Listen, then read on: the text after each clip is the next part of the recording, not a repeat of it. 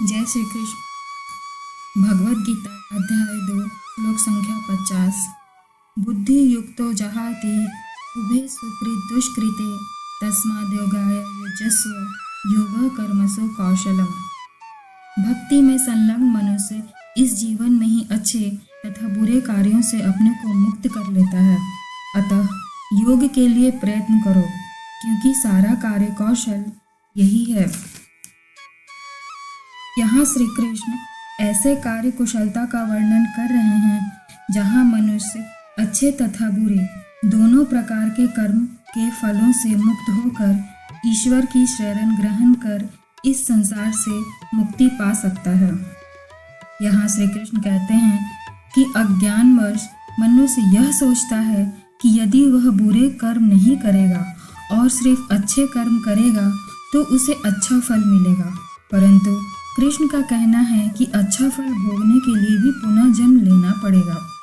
इस तरह मनुष्य जन्म मरण के चक्र में फंसा रहेगा और यदि इस संसार में जन्म लेता है तो सुखों के साथ साथ उसे दुखों को भी भोगना पड़ेगा, क्योंकि हमारे सभी कर्म पूर्ण शुद्ध नहीं होते हैं।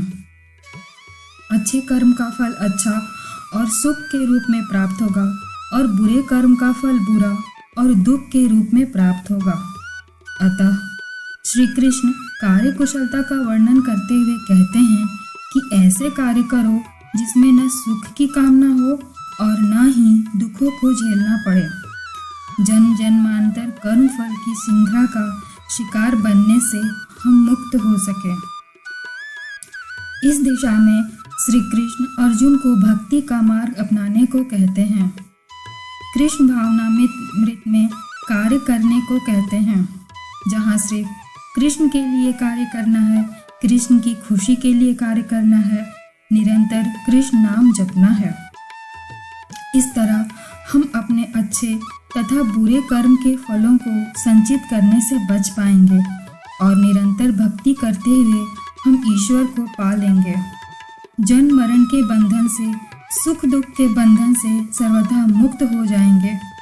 श्री कृष्ण का कहना है कि कर्म फल के शुद्ध होने की यही प्रक्रिया है। धन्यवाद।